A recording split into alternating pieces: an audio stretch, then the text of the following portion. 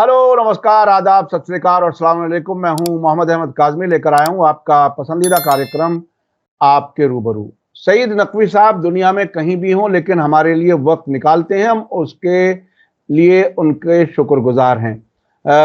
नकवी साहब लंदन में हैं और वहां रहते हुए हिंदुस्तान के टाइम के हिसाब से आपस में तालमेल करके वक्त निकाला। हम उनके बहुत तहे दिल से शुक्रगुजार हैं। और आज एक बार फिर हम बात ये करेंगे कि आखिर एक तो खास बात आज इसमें यह होनी है कि डोनाल्ड ट्रंप के जीतने के बाद आखिर इस जंग पर क्या असर पड़ेगा।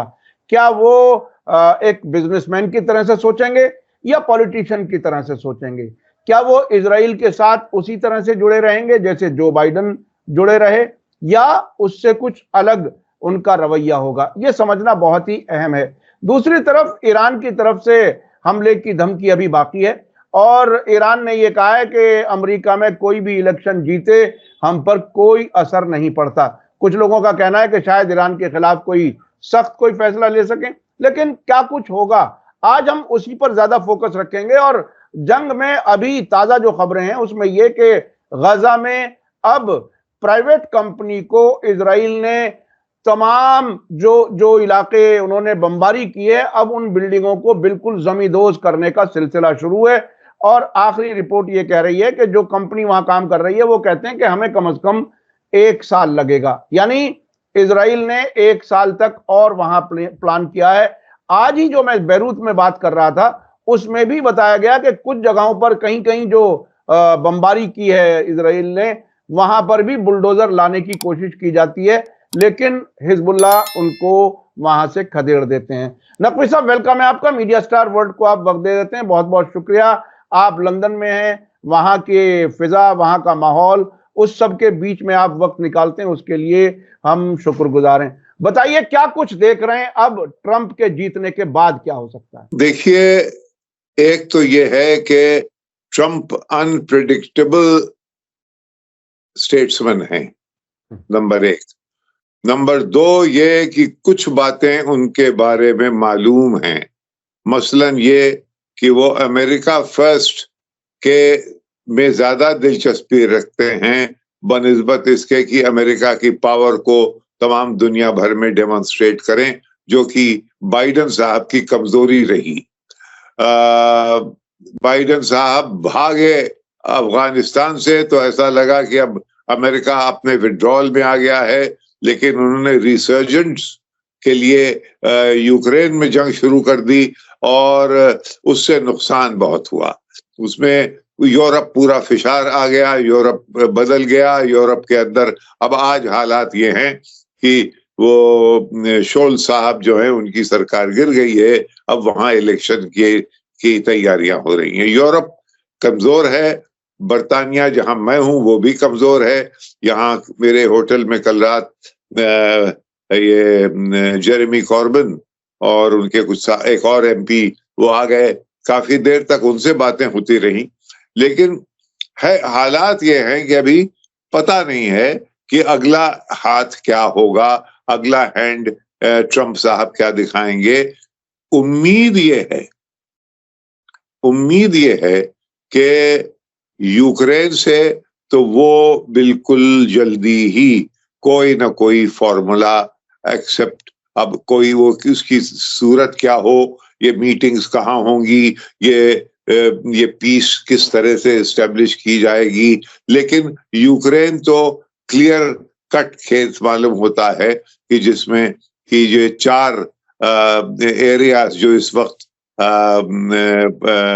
रशियंस के हाथ में हैं यूक्रेन के, और ये वादा कि कम से कम 20 साल तक नेटो का ये हिस्सा बनने की बात नहीं करेगा, तो उसके बेसिस पे कोई समझौता हो सकता है। समझौता उसी सूरत पे होगा जो कि पुतिन इस वक्त चाहें, क्योंकि वो उन मजबूत हैं ग्राउंड पे ज्यादा। ये हमेशा जंगों के बाद ये सिचुएशन होती है कि जो ग्राउंड पे ज्यादा मजबूत है वो फिर डिक्टेट करता है कि पीस कैसे आएगी।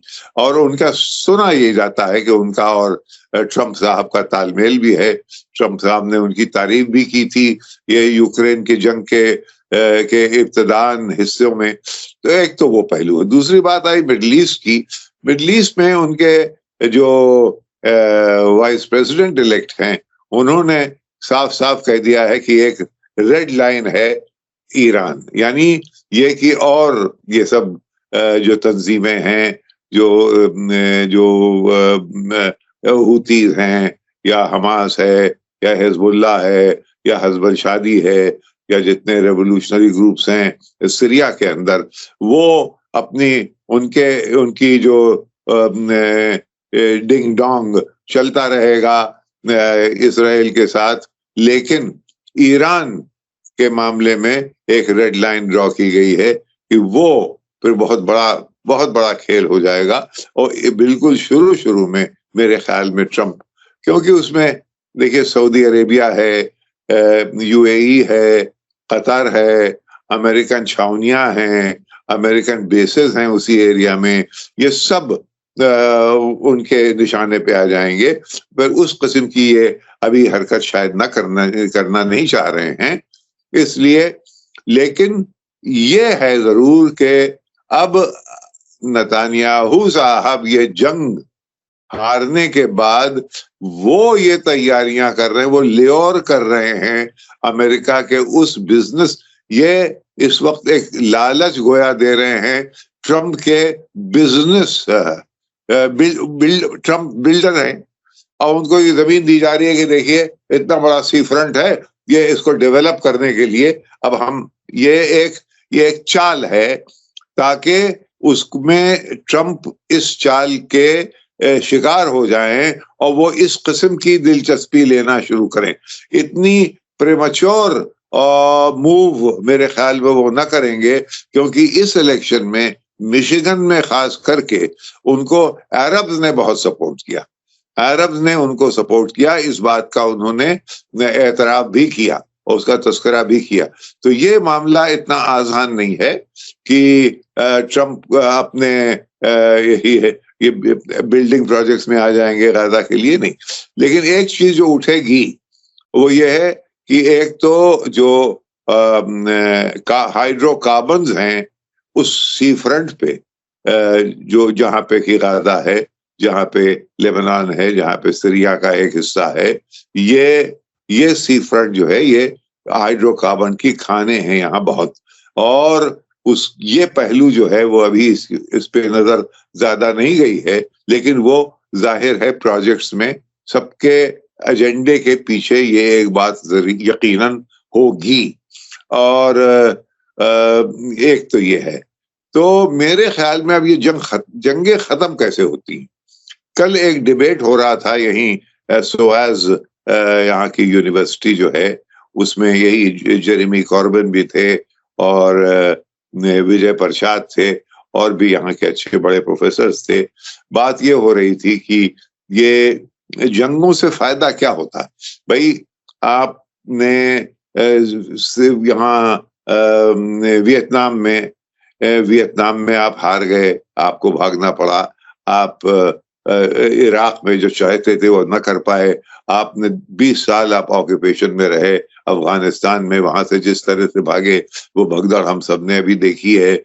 और उसके बाद आपने अपने रिसर्जेंस के लिए एक दूसरा फ्रंट खोल दिया यूक्रेन में और दूसरा एक फ्रंट खोल दिया यहाँ उसमें, ताकि ये मल्टीपोलर वर्ल्ड को जरा सा डिले कर दिया जाए।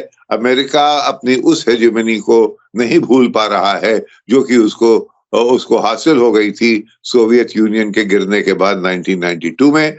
और उसके बाद फिर लेकिन जब से लेमन ब्रदर्स गिरा है, लेमन ब्रदर्स जो वहां का बहुत ही बड़ा बैंक जो बिल्कुल टूट गया 2008-2009 में, तब से अमेरिकन कैपिटलिज्म की जो एक डिक्लाइन है वो उससे वो रिकवर नहीं कर पाए हैं।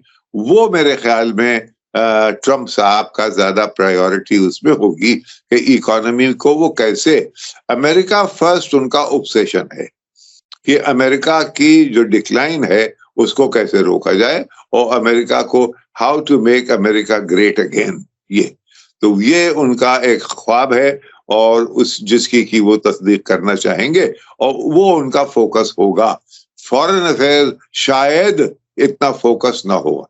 हाँ, हालांकि उनके घर में लोग हैं जैसे कुशनेर उनके दामाद हैं और उनके ताल्लुकात हैं नेतन्याहू से, वो प्ले कैसे करेंगे। लेकिन इससे पहले कि वो प्ले किए जाएं, उन और बहुत से प्रायोरिटीज अब की ट्रंप जो हैं ये इतने बड़े पैमाने पे जीत के आए हैं कि वो जो इनसिक्योरिटीज होती हैं कि अगले इलेक्शन के लिए और जनता को अपने साथ ले चलने के लिए वो जो पॉलिटिशियन की इनसिक्योरिटीज के लिए पॉलिसीज ऐसे शेप करता है कि भाई हमारी बका बनी रहे, हमारी पॉपुलैरिटी को बहुत ज्यादा नुकसान न पहुंचे, वो अब जरूरत नहीं है।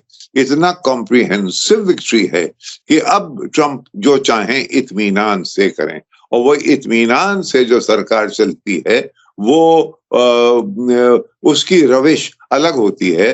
और ये इनका दूसरा टर्म है, इसमें वो गलतियां न करेंगे जो कि इन्होंने अपने पहले टर्म में की। मसलन इन्होंने खुद ही कहा है कि हमने जो गलतियां की पहले टर्म में वो ये कि हम लोगों को पहचान नहीं पाए, तो ऐसे ऐसे सेक्रेटरी ऑफ स्टेट ले आए जो कि इनको अपने दफ्तर में बैठ कर कहते थे कि वो टिलरसन, रेक्स टिलरसन इनके सेक्रेटरी ऑफ स्टेट थे, और उनसे लोगों ने पूछा but you are saying this but the president is saying something else, so he said, ये उनका फिक्रा है, the president is a moron. तो इस तरह के डिफरेंसेस भी हुए हैं।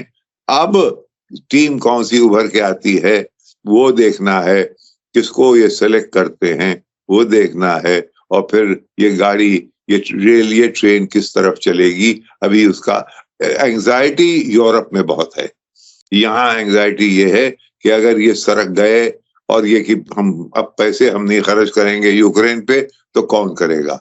और इनके बावजूद जो यूरोप के ऊपर बोझा पड़ रहा था उसी की वजह से इस वक्त शुल्स की सरकार डूब गई है। यानी ये जो एक गेपिंग होल था जिसमें पैसे, जर्मन पैसे जा रहे थे इसके लिए, यूक्रेन के लिए, उससे बहुत नुकसान हुआ उन्हें, तो और लिहाजा हार गए हैं और हार जाएंगे। अब देखिएगा वहां एक राइट विंग जो पार्टी है जो कि नेशनलिज्म और आइडेंटिटी पे ज्यादा मुनहसर है, वो बरसर इख्तिदार आएगी, वो जीतेगी, और वो ऐसा लग रहा है। यूरोप में फिशार है। अरे भाई मैं आपको क्या बताऊं, थोड़ा सा नकवी साहब माफ कीजिएगा, मैं थोड़ा सा दूसरी तरफ जाना चाहता हूं। वो ये कि हमारी आपकी अब से पहले कई बार बात हुई और आपने इजरायली लॉबी का कई बार जिक्र किया कि इजरायली लॉबी वो है जो दोनों पार्टियों को, डेमोक्रेट्स को भी और दूसरी तरफ भी, दोनों तरफ रिपब्लिकन्स को भी फंडिंग करते हैं। अब इसके बीच में जो रिजल्ट आए हैं उसकी एनालिसिस में यह बात खुल के आ रही है कि यहूदियों ने ट्रंप को वोट नहीं किया, हैरिस को वोट किया है। अब क्या इसका मतलब यह समझा जाए कि जो ज़ायनिस्ट लॉबी या इजराइल लॉबी, जिसके हाथ में मीडिया भी है, जिसके हाथ में फाइनेंशियल इंस्टीट्यूशंस भी हैं, उनकी मर्जी के खिलाफ अमेरिका में अब प्रेसिडेंट बन सकता है, जो अब रिजल्ट आए, जिस किस्म की एनालिसिस आई है।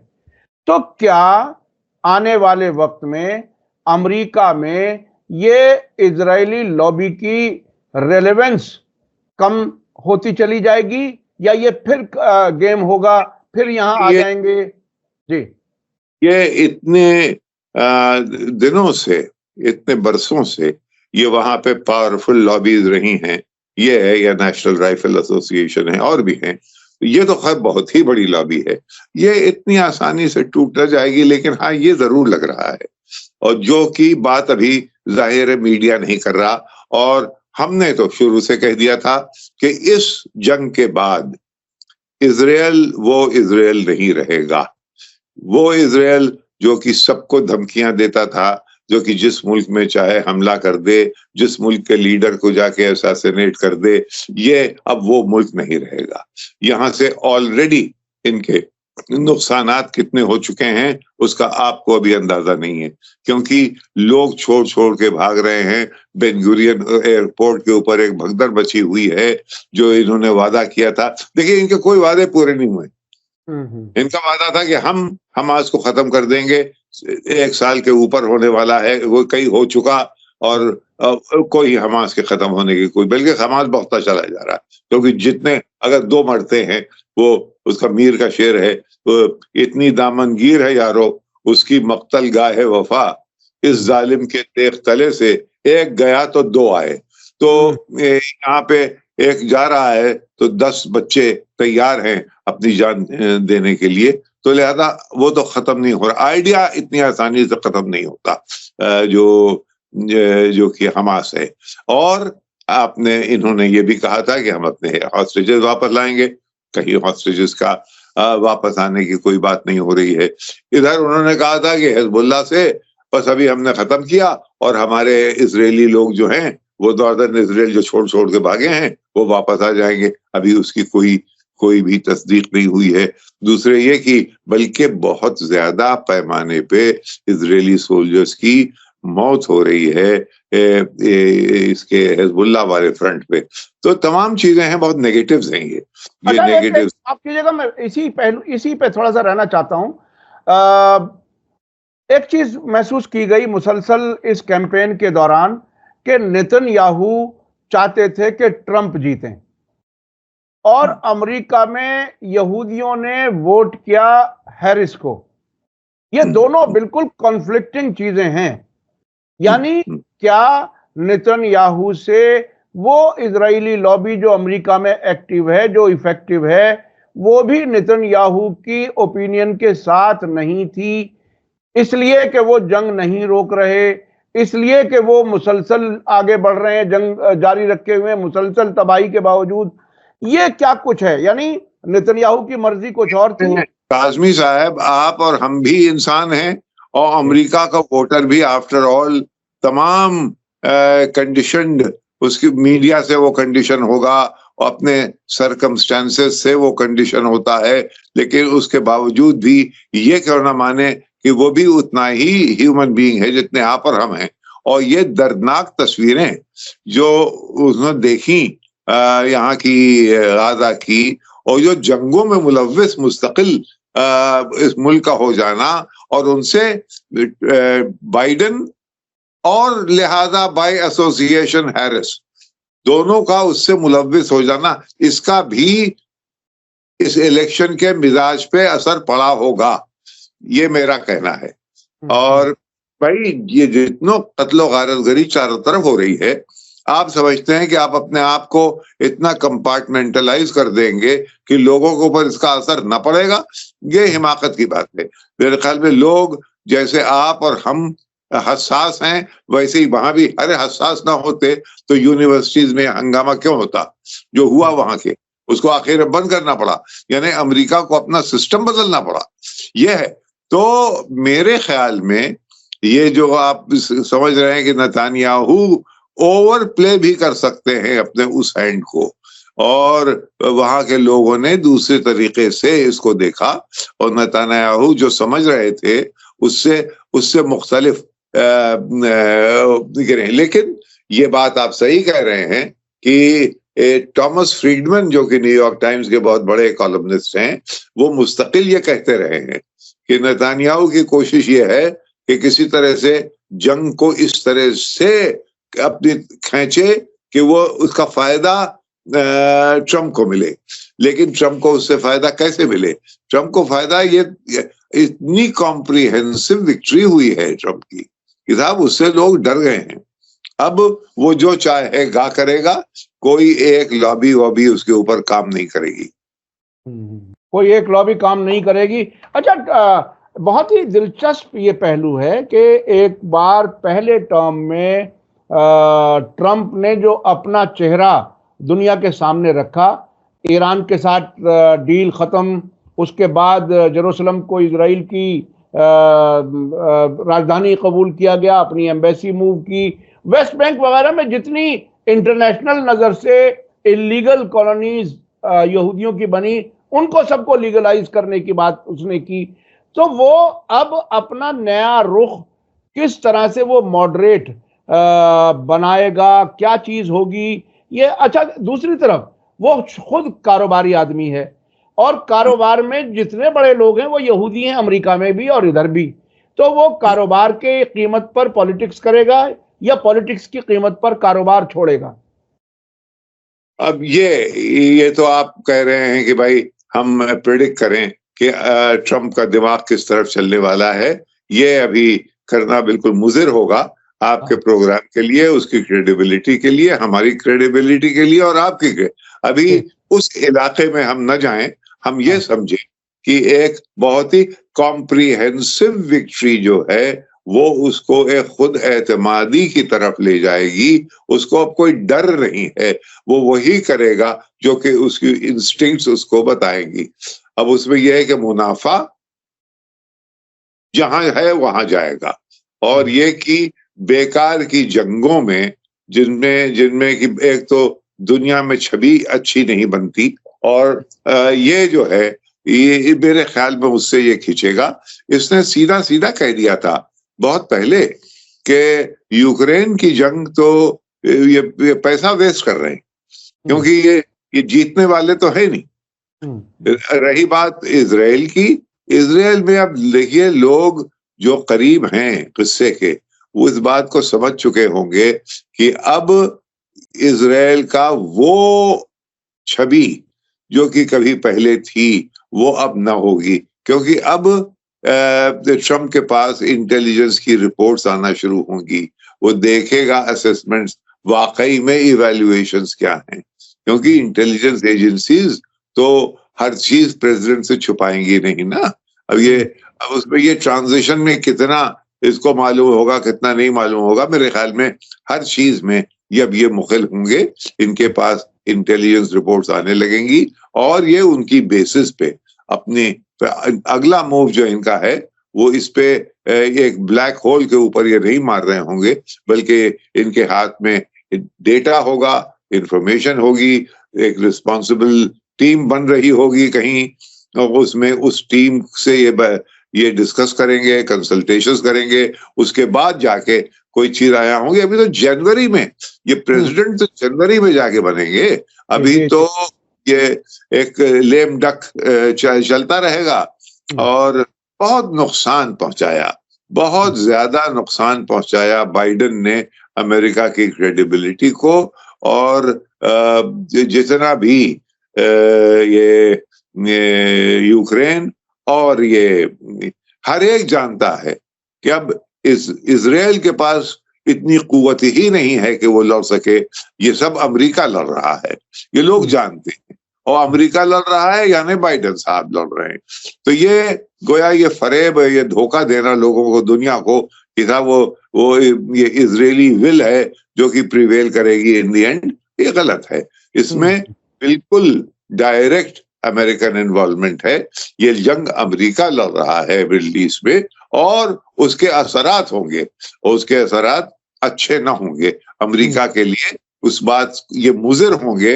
और ये ट्रम्प को ये इवैल्यूएट करना है, ट्रम्प को ये इवैल्यूएट करना है ये कि अभी तक ये मामला बात ये थी। अच्छा नकवी साहब, जब ये ट्रम्प के जीतने का ऐलान आया तो एक तो नॉर्मल किस्म का रिएक्शन वेलकम वाला नेतन्याहू का था, वो बहुत ज्यादा काबिल जिक्र नई बात नहीं कही थी। लेकिन इतामर बिन गवीर जो उनके नेशनल सिक्योरिटी कैबिनेट मिनिस्टर हैं, उन्होंने कहा कि अब तो वेस्ट बैंक पर हमारी सॉवरेनिटी का मूवमेंट आ गया, यानी हम पूरी तरह से अब वेस्ट बैंक को भी हम अपने कब्जे में ले लेंगे। उनका ये रिएक्शन आया। ट्रंप की टीम की एक स्पोक्स पर्सन, उनका जो बयान आया, फॉर्मल बयान पहला, उनकी तरफ से यह आया कि ट्रंप जीत के साथ जल्दी जंग बंद करना चाहेंगे। तो यह जीत के साथ जल्दी जंग बंद, और उधर इजराइल को घेरा हुआ एक्सिस ऑफ रेजिस्टेंस ने वो एक मारता 4 अलग अलग जगहों से आके उन पर हमले होते हैं। तो ये इस बीच में क्या ट्रंप भी कोई हकीकत से दूर की कोई ख्वाब पाल करके जीतने का ख्वाब पाल सकते हैं? क्या कुछ हो सकता है? ये फॉर्मल एक उनकी तरफ से ये ऐलान। अगर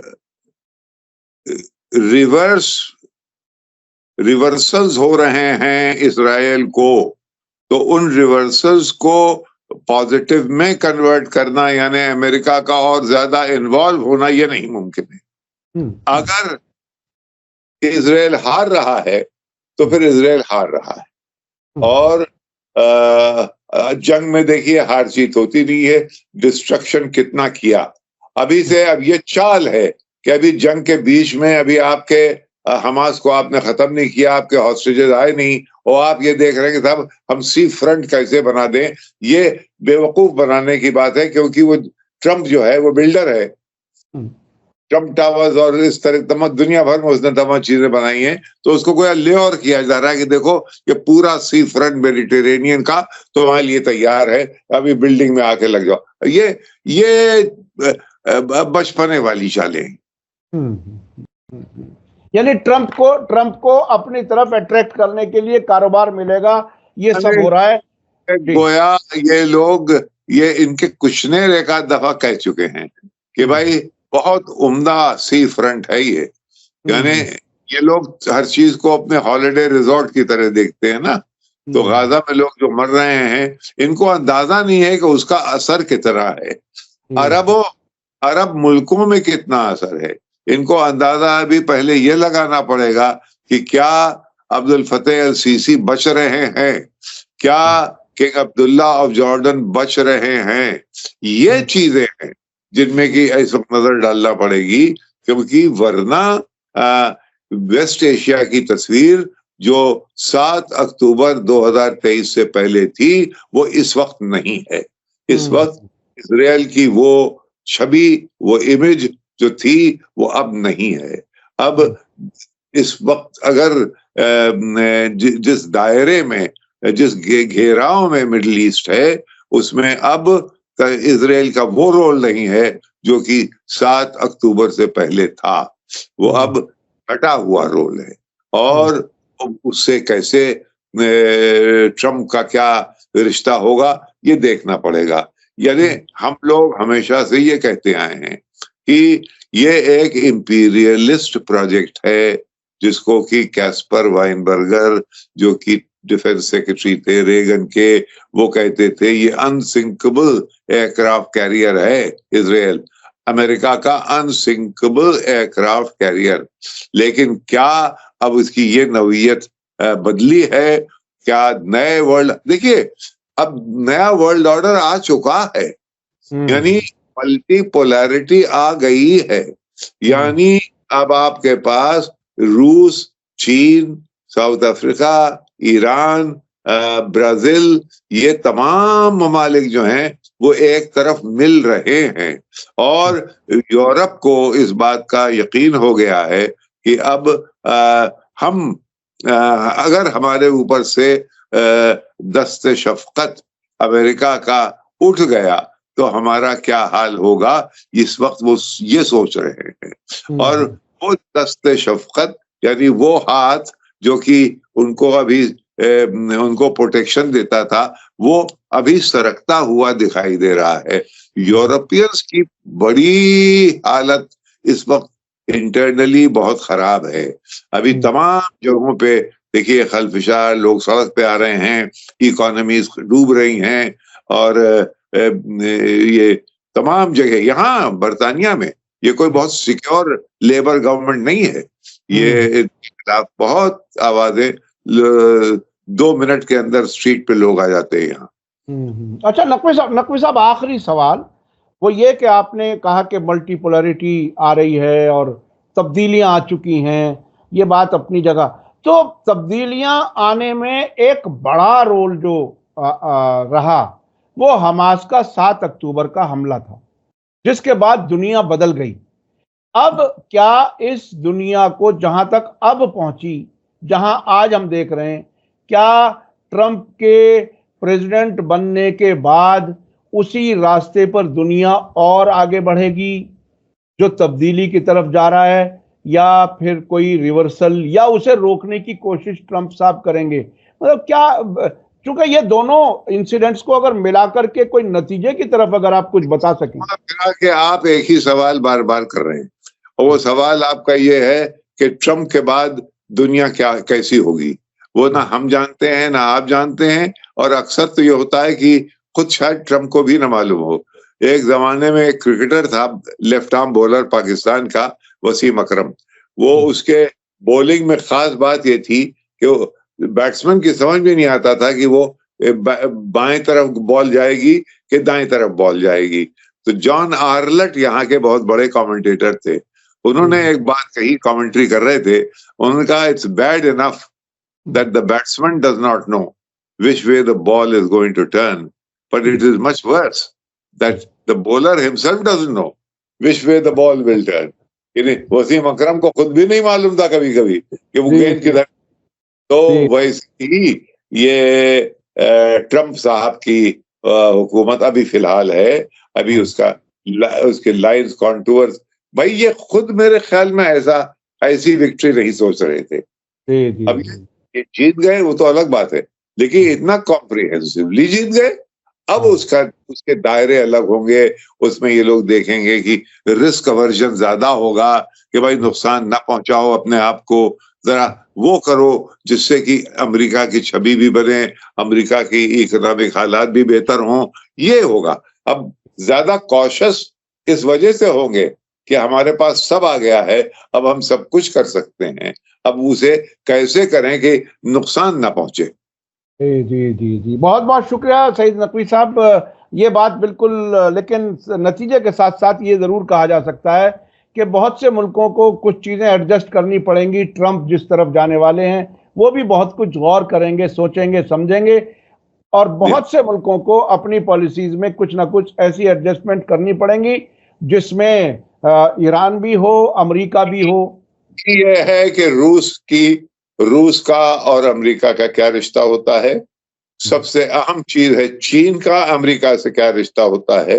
चाइनीज जो इनिशिएटिव लिया गया है, जो सी जिनपिंग जो कह रहे हैं, वो ये है कि भाई देखिए हम कॉन्फ्रंटेशनल ना हो, हम लोग मिलके एक ऐसी पॉलिसीज पे एम्बार्क करें जो कि विन विन हो, जिसमें आपका भी कामयाबी हो, हमारी भी कामयाबी हो। और इस किस्म की बात क्या पता ट्रम्प को सूट करे। बिल्कुल बिल्कुल बिल्कुल बिल्कुल, आने वाला वक्त बताएगा। बहरहाल बहुत सी चीजें हैं, मुख्तलिफ जगहों पर दुनिया भर में चर्चा है, क्या तब्दीली। अभी हिंदुस्तान में तो इस बात को लोग याद रखेंगे कि ह्यूस्टन में जब हाउडी मोडी हुआ था, अब से कोई 2-3-4 साल पहले, और वहां पे मोदी साहब और ट्रम्प दोनों एक साथ थे, और मोदी ने वहीं अनाउंस कर दिया था 1920 के इलेक्शन से पहले कि अब की बार ट्रम्प सरकार। जी जी जी, बिल्कुल। तो अब मोदी साहब ने तब कहा था, मोदी को इस बात तो यकीन होना चाहिए कि उनकी एक खास केमिस्ट्री शायद है ट्रम्प साहब के साथ, ये भी देखने वाली बात होगी। और इसमें इंडियन कम्युनिटी जो वहां पर है, जाहिर है उन्होंने भी सपोर्ट किया होगा ट्रंप को, ये भी इम्कान काफी है।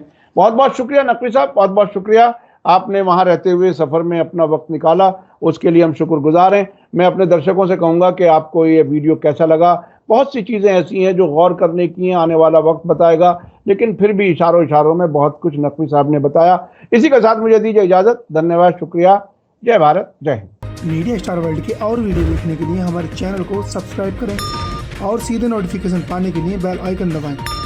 और अगर हमारी खबर सच्ची और अच्छी लगे तो अपने व्हाट्सएप, इंस्टाग्राम, फेसबुक और ट्विटर अकाउंट पर जरूर शेयर करें।